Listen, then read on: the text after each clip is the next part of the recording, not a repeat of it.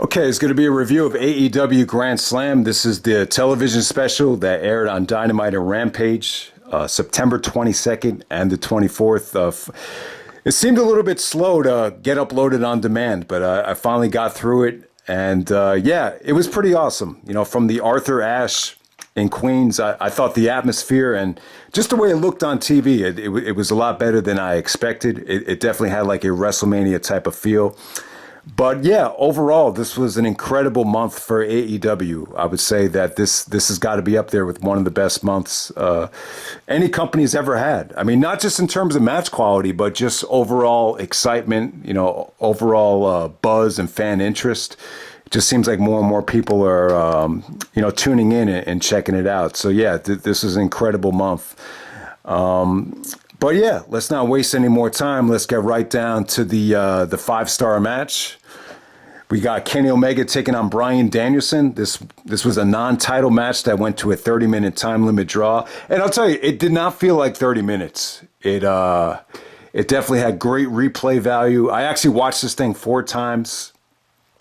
And yeah, it just does not get old. It was definitely that good, you know. And I will say, like a match like AJ and Daniels from Bound for Glory, that Iron Man match that was 30 minutes. That definitely felt like a 30-minute match, even though I still think the match is great.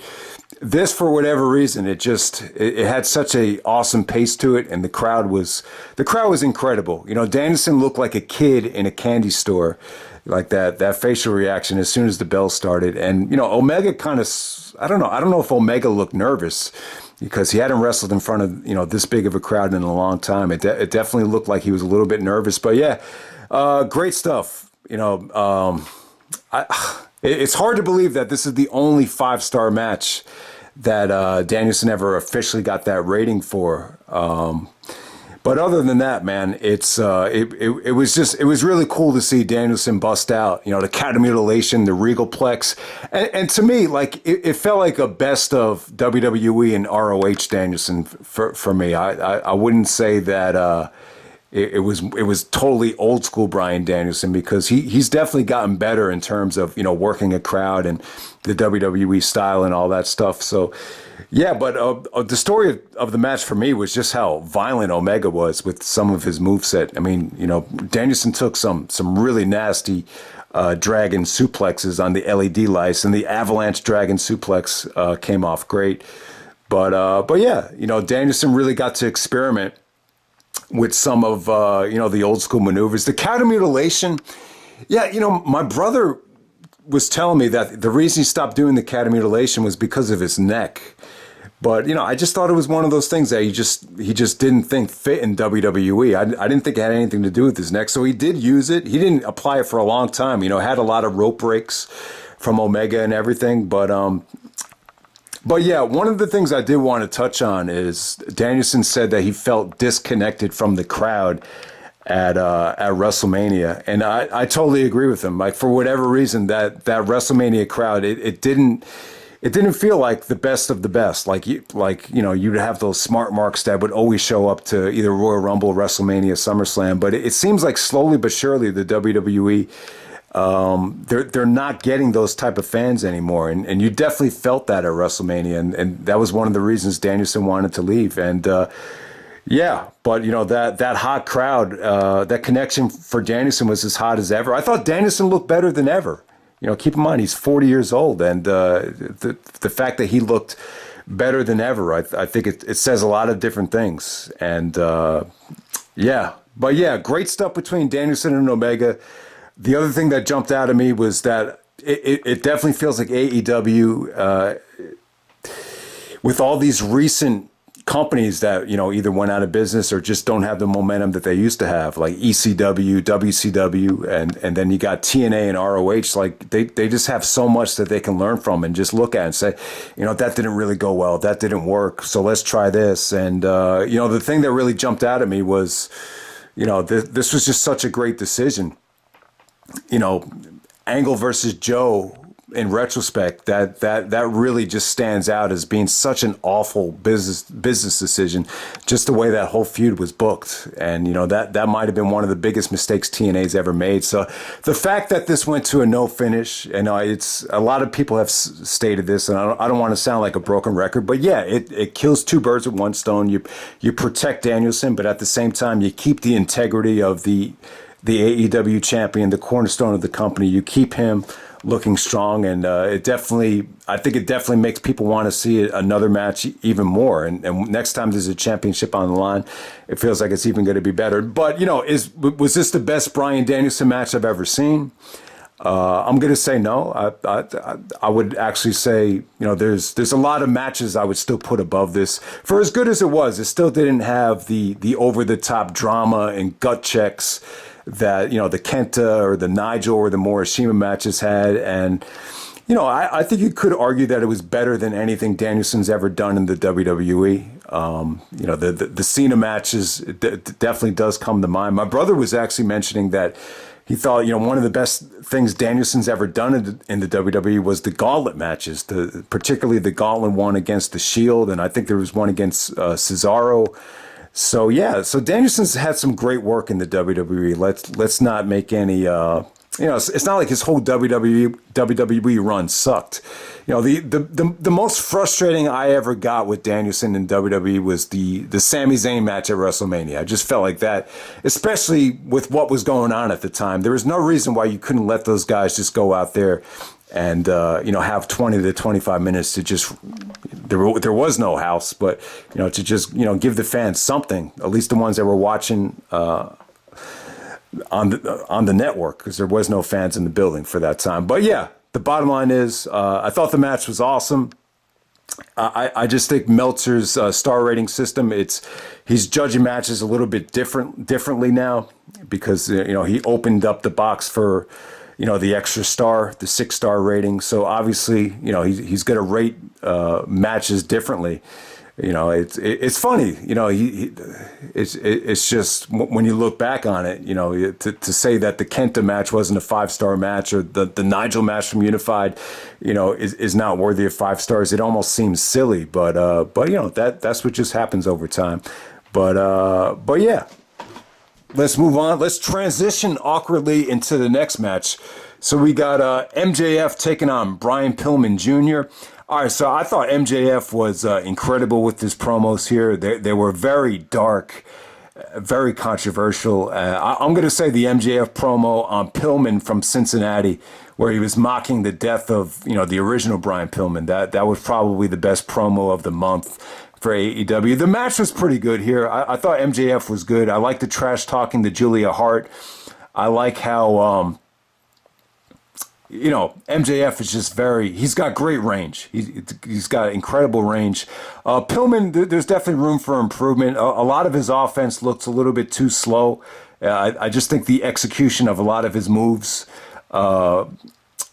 some of his transitions could just be a lot smoother. He's just a work in progress. And I definitely feel at this point, he's kind of got like too much of a cookie cutter image, compared to his father. His father was just so, I think that's the thing that's going to hurt him. Everyone's going to compare him to his father. And his father is just kind of one of a kind in terms of, attitude. And, it's almost, Michael's 97, like, with how charismatic he was. But yeah, I still love the feud. I love the promos. The match was actually exciting. MJF actually, his transition into the arm breaker to end the match was actually pretty smooth, I thought. So good stuff there. So let's move on to the next match. You got Malakai Black taking on Cody Rhodes. You got Arn Anderson coming out there with Brandy. Yeah, really, really shocking to hear the boos for Cody Rhodes. It's almost like they anticipated this, and now all of a sudden you have Arn Anderson really mocking Cody for, acting like too much of a reality star. And I saw on Dynamite last night he was actually burning Cody's clothes in front of his house. So so the whole thing with Cody and Arn Anderson, that they're pretty much in a full war right now. But yeah, as far as the fans turning on Cody, it kind of bothered me a little bit, because when you think about the success of AEW and everything that AEW went through to get to this point, signing Punk and signing Bryan, you could definitely argue that if it wasn't for Cody, that the company would not be in this position right now. So doesn't it seem kind of idiotic for the fans to be booing Cody? But at the same time, when you promote, it's kind of like that Miz effect. The Miz has his own reality show, and he's kind of putting himself out there in this light where he doesn't have time for anything. He's got a baby on the way. He's got this. He got that. I think a lot of people can't relate to that, and maybe that's why the fans were booing him. I don't think it had anything to do with his wrestling ability, but yeah, it did make for an interesting environment, though. I thought the match between Malakai and Cody was actually a lot of fun. You saw a part in the match where Cody and Arn started shoving each other. So you saw some dissension there. I thought Brandy Rhodes' facial expression to Arn was actually, pretty engaging. But Malakai Black spits the mist, the Tajiri-like Papa Shango mist into Cody's face behind the referee's back, and that's how he goes over. But yeah, Malakai Black, he's in a weird spot right now because he's officially a heel. He's one of the best heels in the company. But he's getting monster babyface reactions, no matter who he's in the ring with. So that's something to think about there. But yeah, Malakai Black. It's going to take a while to get used to that name. But yeah, looking forward to just a lot of great things from him. I like to see a rematch between Malakai Black and Cody. I think they could actually do a lot better. This was a little bit better than the match from the Homecoming, but to a degree, I still felt like both matches were a little bit incomplete. I just don't think they lived up to their potential. But, this was just something to see because of the crowd reaction. All right, so next up, you got Sting and Darby Allin taking on the FTR of Cash Wheeler and Dax Hardwood. This didn't get too much time, but, I loved it. FTR had a great month. We'll talk more about them later, but they've had, some really, really underrated matches on Dynamite and even on Dark. They've really done a great job this month. But yeah, the story of the match was just definitely Sting. I thought Sting looked great here. Sting got some hot tags. He got some "You Still Got a Chance." He just looked good. He looked like he belonged. He moved well. Darby sacrifices himself with the coffin drop to break up the one of the FTR from breaking up the Scorpion Deathlock. So I thought that was a great finish. I just thought Sting and Darby, this was just a nice little feel-good victory for them. It was good to see them win after Darby put over Punk at the pay-per-view. So yeah, I just thought this was a lot of fun. Plus you had that whole dynamic with Sting and Tully Blanchard, all their history there from the Four Horsemen days. So you saw some great promos and some great facial expressions between Sting and Tully Blanchard. So I love that match because it paid tribute to the history between them.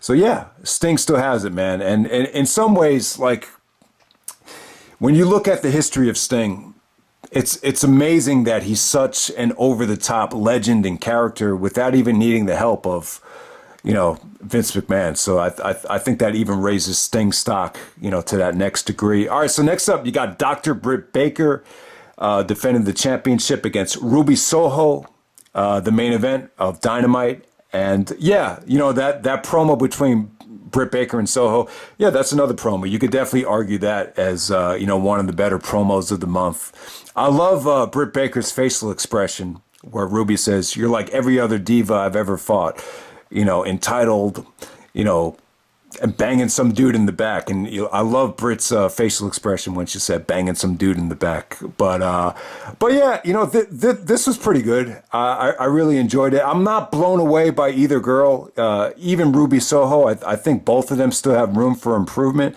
But what this match did was it did a great job of making Ruby look strong.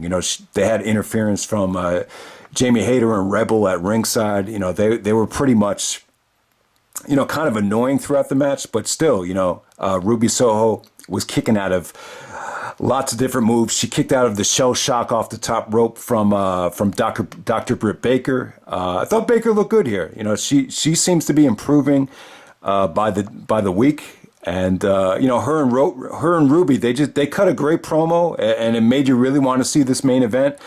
And yeah, pretty engaging. It was definitely a tall order to finish to follow the Kenny Omega Brian Danielson match. Even Punk came out after that match and said, how do you follow that? How do you follow that? And it's funny, like I think a lot of people came home late we actually came home late that night, and we were going to watch the main event, and when I tuned into it, I was surprised that Kenny Omega Brian Danielson was not the main event. So maybe that definitely did hurt the ratings. I think it threw some people off guard. But at the same time, considering it was non-title, time limit draw, I didn't mind Kenny and Brian Danielson, opening up the show. I'm just making a point. Maybe the ratings weren't what they were because, I think a lot of people probably wanted to tune into the main event live and then go back and watch the show on demand, which is what I plan to do. But yeah, so let's move on to Rampage.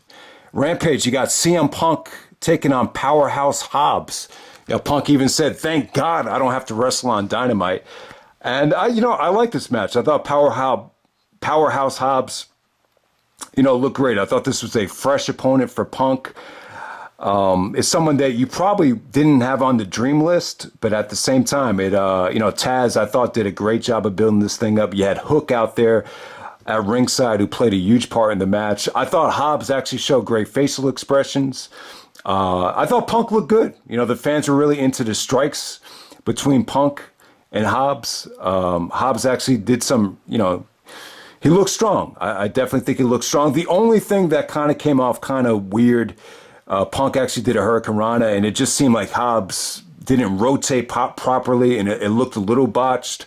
But Punk is, he's never really been known for, carrying, I don't want to say, Joe versus Punk is not a great example of this, but obviously Punk didn't have to carry Joe, but to ask Punk to carry somebody like a Mark Henry or a Powerhouse Hobbs, it's not really what Punk does. He doesn't really get guys off of their feet like a way Kurt Angle would do. So, but I thought Punk looked good here.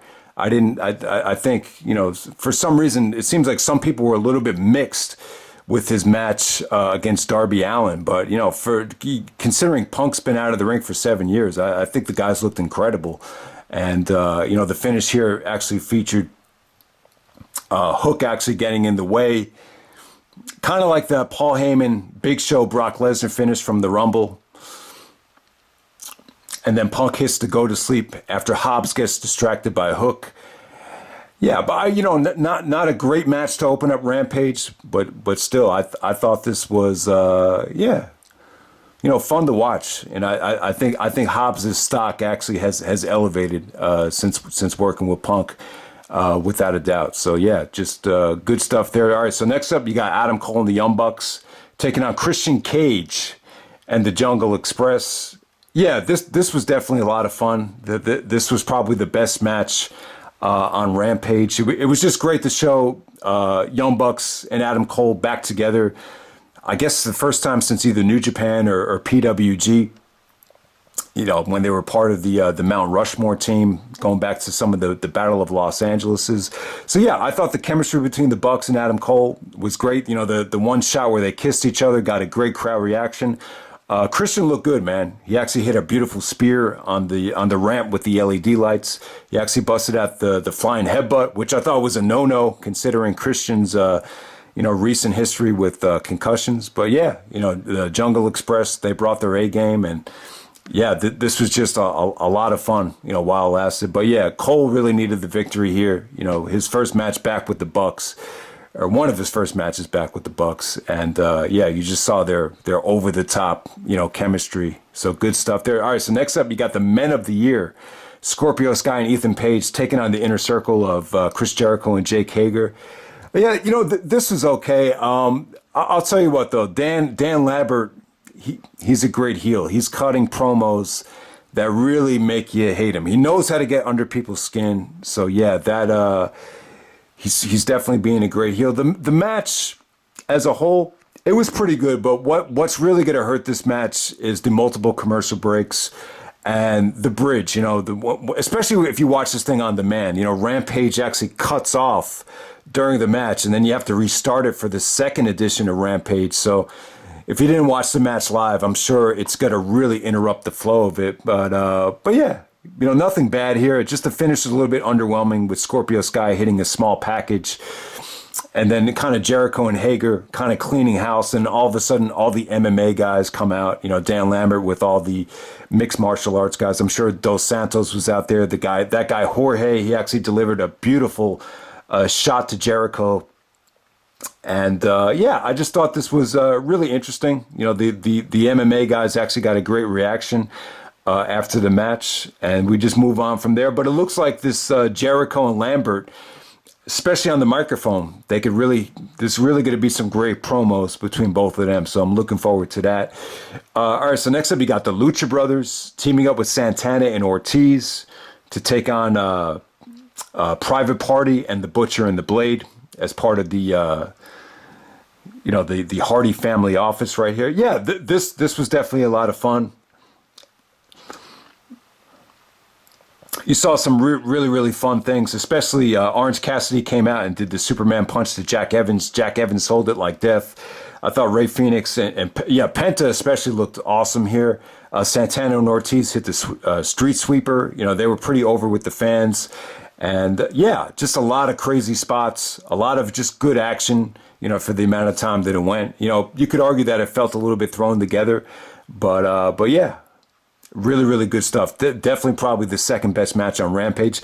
And then you get to Penelope Ford taking on Andrade. This is probably the weakest thing from both shows. It just felt like the crowd just was a little bit burned by this time. The interference from the Bunny and Ty Conti just kind of got lukewarm reactions. Not much of a reaction at all. It kind of got a little bit of a crappy finish with Penelope going over kind of cheaply. And definitely the worst thing on both shows. So let's move on from there. Next up, you got Jon Moxley and Eddie Kingston taking on Minoru Suzuki and Lance Archer, the lights out match. Yeah, this was definitely a lot of fun. I will say this, though, that the Moxley-Suzuki combination, it kind of lost a little bit of steam by this point, but I thought Eddie was great here. It was really cool to see Eddie get the pinfall in front of his home in New York City with the show this stacked. It's really... It's really one of the best moments, I would say, of his career, especially in front of this many fans. So because you normally see Eddie as a guy that always wrestled on the indies. So I was really happy for him. You had Homicide interrupting. So Lance Archer was about to do an iconoclasm to Eddie Kingston on the edge of two chairs, which looked like it was going to be suicide. But then Homicide comes out from in the crowd and makes the save here. So Homicide is back, helping out his friend Eddie Kingston. And yeah, it was definitely a great moment. It kind of came off to me like Homicide was not going to be a mainstay within the company, maybe someone that they'll just bring in on special occasions. Love to see Homicide and Punk have some interaction, considering that Punk considers Homicide, himself, and Samoa Joe and Gabe Sapolsky as the four guys that really deserve the most credit for Ring of Honor's success. So it should be interesting to see how much Homicide has to do here. But yeah, this lights out match was just, it was a lot of fun. I don't think it quite lived up to expectations. I think they had a heavy burden main eventing both, they were the main event of the whole show. So that's a lot. They had to follow a lot, but yeah, it was still definitely a lot of fun. And so that's pretty much it for the Grand Slam show. So I know this was a really long show, but there's going to be a lot of matches that are going to go underrated from September 2021. So the first match I want to talk about is Jon Moxley versus Minoru Suzuki. This was from September 8th on Dynamite. This actually main evented in Cincinnati, Moxley's hometown. Yeah, you know what about the Moxley Suzuki match? I thought it could have gotten more time. It felt a little bit rushed. Suzuki did bleed a little bit during the match, but I don't know. It just didn't capture the intensity that I thought they built at the pay-per-view. I would actually say that Moxley and Kojima was I'm going to say a little bit better than this, to be honest with you. I mean, it was a little bit disappointing. I'm sure their match from New Japan was probably a lot more fun than this, but it was still worth checking out. Andrade versus Pac from Rampage. So this was actually left off of the pay-per-view. because of travel issues from Pac. But yeah, man, if this had been part of the pay-per-view and delivered, imagine how good All Out would have been. But yeah, they got the main event on Rampage. It was good, man. I thought Pac was incredible here. He just hit some really, really nice offense. Andrade took some chances from an athletic and creative standpoint.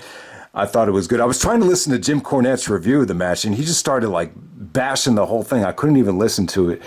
But yeah, kind of weird how they booked Chavo. I'm not sure what happened to Chavo. So Chavo actually helps Andrade win by cheating behind the referee's back.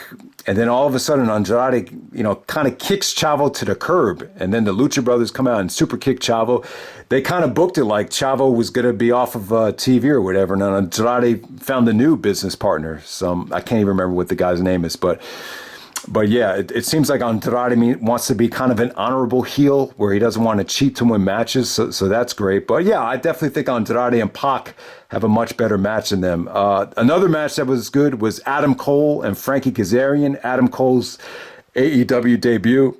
This was the first match on Dynamite from the, what do you call it? From The Rock in New Jersey, where the Devils play. God, it's not even coming to me right now. But yeah, Adam Cole and Frankie Kazarian, I thought it was really good stuff. Kaz actually got some good offense in, but ultimately this was just about, just setting up Adam Cole's big victory there. And yeah, the crowd was hot, and it was just a great first victory for Adam Cole. Next up, you got the FTR taking on Matt Sydal and Dwayne Martin. This is from Dynamite, September 15th. Definitely, Dwayne Martin had a great month again. He was in some really, really good tag matches. He's getting a lot of attention. Punk seemed very impressed by, Dante Martin on commentary. Once again, another great performance from the FTR. Just one of the many gems that they've had. Another great match to check out is Darby Allin and Daniel Garcia from Rampage. Danielson actually loved this match. He actually came on the radio on WFAN and started saying, like, man, we just got some really good workers. I mean, this Darby and Daniel Garcia, it's like, these guys are friggin' awesome. So yeah, I just remember the strikes between Garcia and Darby were stiff, vicious, just some of the slaps, like they left it all on the line there.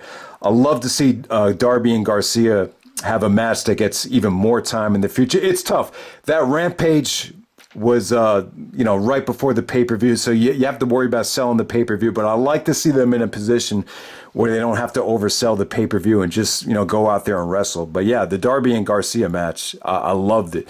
That was from Rampage from September 3rd.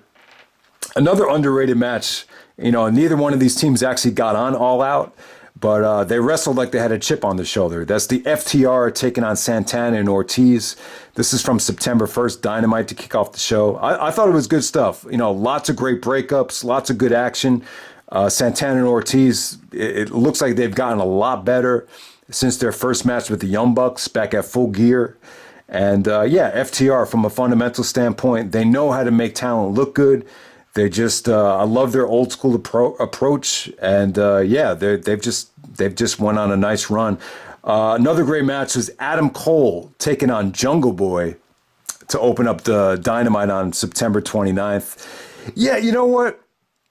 It felt like the Cole Jungle Boy match was a little bit rushed, but the way it was booked was good, man. This was kind of like victory and defeat for Jungle Boy, because he kicked out of a lot of Adam Cole's finishers. Aubrey, the referee, some of her facial expressions on some of the kickouts, and just looking at Adam Cole, like, it was like, yeah, he kicked out of that. So I thought even stuff like that added to the match. Jungle Boy looked good here, though, man. He took a lot of chances. The Hurricane Rana off the top turnbuckle was cool. Cole actually had to cheat to win the match, but it was still hard fought. I thought Punk tried to do his best to put over Jungle Boy on commentary, but yeah, this is a match that had been building up since the pay-per-view, and they kicked off Dynamite with a bang. And but I definitely agree with True Slayer. He was talking about how down the road, Christian and Jungle Boy, like, that's going to be the match that really puts Jungle Boy over the top. And yeah, I could definitely see that coming. I think there's just a lot of guys that want to work with Jungle Boy, but yeah. Great stuff there. Also from the same Dynamite, you got Miro taking on Sammy Guevara. So Sammy actually wins the TNT Championship from Miro. It was kind of surprising to me, man, because I thought Miro was a great champion. It just kind of felt to me like, I don't know. I don't know why they're taking it off of Miro, but it's hard to argue with the choice because Sammy was really over. So I'm happy for Sammy. You kind of avenged the whole situation with Miro being a bully to Fuego. And Sammy said he was going to get Fuego a new car and everything. But yeah, the match between Miro and Sammy was really good. Sammy took a lot of chances. I thought Miro looked great. Hit some nice vicious, super kicks. But yeah, Sammy going over definitely did surprise me. But they had a really roller coaster ride of a match. Really, breathtaking stuff from both guys. I thought it was a great main event. Really underrated stuff. I would actually say it was probably a lot closer to the 4-star level than I think some people anticipated. And then I'll give you an underrated one. One match that really got a lot of attention in the comment section and even in some other videos was the FTR taking on Anthony Green and Stallion Rogers. This is from AEW Dark on September 21st. And FTR just made these guys look good. It's funny. It even caught, Taz off by surprise. Taz, even in the match, he was just like, man, these guys are really, putting on a great showing here. Like, I can't believe what I'm seeing. But yeah, FTR sold for these guys. Anthony Green hit some really, really nice springboard stuff off the top rope. He did like a corkscrew springboard splash. Rogers took a lot of chances there, and they almost got the upset. There was just some really, really nice pinning reversals from them. But FTR successfully gets the victory there. But yeah, I mean, that's just an example of FTR just going out there and making guys look good. That's what they do best. So yeah, that was definitely an underrated gem. I'm glad I checked it out. But yeah, it's just been a great month for AEW. I would definitely, I'm still going to say the best match of the month. For as good as Danielson and Omega was, I'm still going to say the cage match between the Lucha Brothers and the Young Bucks from All Out was the best match of the month. You could go either way. I'm not going to knock people that say Danielson and Omega. So I love both matches. I would actually say, I would give both matches 5 stars. I mean, when's the last time, a company has had 2 matches in the same month that's undisputed 5 stars? And I would definitely say the best promo of the month to me was the MJF promo on Brian Pillman Jr. in Cincinnati. The one where he took a little bit too far. I love that. MJF actually had a great promo with Darby Allin. The last Dynamite of September. I thought that was another good one. And obviously the Dr. Britt Baker promo with Ruby Soho on Rampage, that got a lot of people buzzing. But the more and more I hear that promo, I don't know. It just doesn't age as well every time you see the video package to that. Banging some dude in the back. I'm just like But I think at the time it felt pretty cutting edge at the time. But yeah, man, that's my review of AEW Grand Slam. Been an awesome month for the month of September. Been a September to remember. So hope you guys enjoyed the video, and I'm out. All right.